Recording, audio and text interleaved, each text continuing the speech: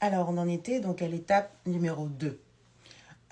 Donc, je disais donc que, eh bien, il faut à tout bout de champ, à tout prix, sortir de la pièce, d'accord. Pour vous aérer. Moi, ce qui a fonctionné avec moi, c'est que quand je suis en colère, je marche. Vraiment, alors s'il fait pas beau temps, je sais pas où vous habitez, où vous êtes, mais en tout cas, si vous êtes dans une région où voilà, il pleut, vous enfilez votre kawaii, une doudoune, ce que vous voulez, et vous allez marcher. Vous marchez, vous marchez, vous marchez, vous marchez. Et si vous êtes dans un lieu où il fait beau, ben ça va vous aider à vous sentir mieux. Donc du coup, le mieux c'est de marcher. Moi, ce que je fais, je fous mes écouteurs, d'accord, j'enfile ce que j'ai enfilé, je fous mes écouteurs, je sors et je marche. Et une astuce que je vais vous donner, c'est vraiment d'extirper votre colère pendant que vous marchez. C'est-à-dire tout ce que vous avez à dire à cette personne, tout ce que vous auriez aimé dire à cette personne en face de vous qui vous a attaqué de façon gratuite. Hein. Donc il y a comme un sentiment d'injustice qui vient relever toutes les blessures intérieures, peut-être anciennes. Souvent, on verra plus tard que ce sont des blessures dues à l'enfance qui n'ont peut-être pas encore été guéries, soignées, traitées. Mais je suis là pour ça, je vais vous aider. Donc du coup, il suffit d'une parole de plus avec une personne qui, elle, n'a pas soigné ses traumas et qui vous envie et qui essaye de vous piquer, de vous turlupiner, voilà, de vous angoisser, de faire en sorte que vous soyez mal dans votre peau. Sauf que, ben, justement, son but, c'est ça. Et il ne faut surtout pas lui donner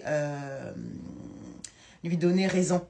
Hein. D'accord. Donc, ce qu'il faut faire, vous marchez. Vous marchez et tout ce que vous auriez aimé lui dire maintenant là, vous lui dites. C'est pas grave, de toute façon, vous avez vos écouteurs, donc on n'est pas censé savoir que vous vous parlez à vous-même, entre guillemets, parce qu'en face, vous allez visualiser la personne avec laquelle vous êtes en train de vous disputer, donc cette personne qui vous attaque, et vous allez en réalité pouvoir extirper votre colère et lui dire, parler à son âme et lui dire tout ce que vous auriez voulu lui dire tout à l'heure. Vous allez voir que c'est un exercice qui est très facile à faire. Parce que bah, justement, les gens ne seront pas dans le jugement puisque vous avez vos écouteurs, donc on ne va pas vous regarder en mode est-ce qu'elle va bien cette dame? Est-ce qu'il va bien ce monsieur? Non, d'accord. Donc parce que vous avez vos écouteurs, donc ils vont se dire oh, il parle avec quelqu'un ou elle parle avec quelqu'un. En tout cas moi ça marchait pour moi. Et donc vous dites vraiment tout ce que vous avez sur le cœur à cette personne. Vous visualisez cette personne et vous lui dites tout ce que vous avez dans le cœur, tout ce que vous avez sur le cœur. Et puis alors vous pouvez marcher, moi ça m'arrivait de marcher 30 minutes, 40 minutes, 45 minutes sans relâche. Et vous allez voir que, je sais pas, moi je raconte mon expérience à moi, c'est que je transpirais de colère. Ça m'arrivait, je sais pas pour vous, vous me le direz en commentaire, mais je transpirais de colère, tellement j'étais en colère. Donc je transpirais de colère. Et une fois que je transpire de colère, les émotions, les énergies basses sont des émotions de tristesse, parce que quand on est en colère, derrière la colère se cache une douleur. On a mal, on se dit mais qu'est-ce que je lui ai fait à cette personne-là pour qu'elle s'attaque constamment à moi?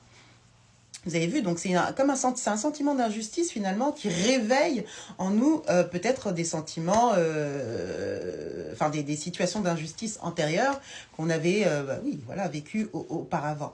D'accord. Donc une fois que vous allez voir après 40-45 minutes de marche, ou si vous aimez le sport, allez à la salle de sport, hein, donnez tout sur le tapis de marche. C'est pareil. Après, physiquement, oui. Après, spirituellement, non. Je vous expliquerai ça dans une autre vidéo. C'est quand même mieux d'aller à l'extérieur pour marcher. Si vous avez un environnement vert, soit une forêt, vous faites de la randonnée. Alors là, ça va être de la randonnée active sur active, parce que bah, vous allez devoir vous donner à fond. On ne va pas pouvoir vous forcer, vous inquiétez pas, ça se fera naturellement, parce que quand on est en colère, justement... on est, si vous voulez, poussé par d'autres énergies qui font que on peut faire quelque chose de grave, justement. Et pour éviter, justement, ce quelque chose de grave, il va falloir détourner votre colère de la personne, justement, qui vous cherche, et puis, finalement, l'extirper en la jetant ailleurs. Et ben, mettez-la, pardon, on va y arriver, je vais me blesser, dans la marche.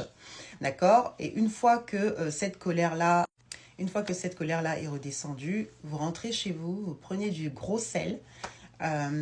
Si vous n'en avez pas dans les médias, vous pouvez prendre du sel aussi de table, ça fonctionne très bien.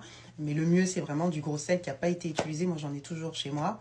Ça coûte rien du tout, donc ce serait bien quand même que vous en ayez chez vous. Toute personne qui est spirituelle et qui aspire au bien-être doit avoir au moins du sel chez elle, de la cannelle, enfin bon, une certaine liste que je vous donnerai aussi dans d'autres vidéos. Donc voilà, une fois que c'est redescendu, tout ce qui est colère, énergie basse, vous allez voir, vous vous sentez bien. Et puis, bon, bah, vous remontez, vous vous lavez avec de l'eau et du sel et vous demandez au Seigneur d'extirper, de nettoyer tous les résidus de colère, de rancune que vous avez et de vous aider surtout à pardonner la personne qui vous a outragé et aussi de vous aider à continuer d'être une meilleure personne et que toutes ces influences du mal n'interfèrent pas dans votre manière d'agir envers l'autre, envers votre prochain. Voilà, donc pour les 5 astuces. Donc, je récapitule. Astuce numéro 1, identifier la colère. Le pourquoi du comment, donc pourquoi je suis en colère. Si c'est une personne qui vous parle mal, avec laquelle vous êtes en train d'échanger, et c'est une personne pernicieuse, comme je disais tantôt tout à l'heure, donc identifier l'énergie avec laquelle elle vient vous parler. Hein, si c'est une personne qui vient pour arranger les choses, ou c'est une personne qui, dans plusieurs cas de figure, dans tous les cas de figure, n'a qu'un seul but, et de vous déstabiliser.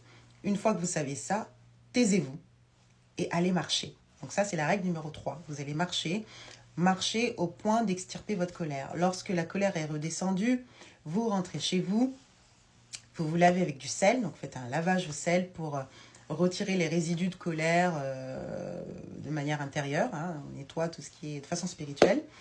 Voilà, et on demande tout ce qu'on veut à Dieu, toutes les grâces à Dieu, qui puisse vraiment nous donner la force de pardonner et surtout de nettoyer les résidus de colère qui sont restés dans notre âme. Vraiment, c'est le nettoyage de l'âme. Il faut que vous demandiez la force au Seigneur. Si vous n'êtes pas chrétien, vous pouvez demander à l'univers de vous aider à pardonner et surtout de nettoyer les résidus de colère qui sont ancrés dans votre âme. Et la 5e étape, c'est, alors ça c'est dans le cas de figure d'une personne saine avec laquelle vous vous êtes disputé, voilà, revenir plus calmement, essayer de discuter pour trouver une solution. Si c'est un problème vraiment, vraiment extérieur à votre environnement, ça peut être, je sais pas, une facture que vous ne pouvez pas payer dans l'immédiat, je sais pas, ça peut être, tiens, un décès. Le mieux, c'est, voilà, une fois que vous êtes calme, d'essayer de méditer. Voilà. Si ce n'est pas une situation véritablement, enfin, très extérieure et tout ça, c'est comme je disais tout à l'heure, des personnes qui font partie de votre environnement avec lesquelles vous avez échangé de manière houleuse, c'est de venir calmement discuter et de trouver ensuite votre solution. Dans tous les cas de figure, il n'y a pas de problème sans solution. Vous allez forcément finir par trouver une solution et surtout, vous allez finir par prendre la bonne décision. Mais uniquement que lorsque vous serez zen. Vous serez, comment dire, apaisé. Voilà, donc c'était mes 5 astuces pour apprendre à maîtriser votre colère. Je vous souhaite une excellente journée et je vous dis à très vite pour une prochaine vidéo.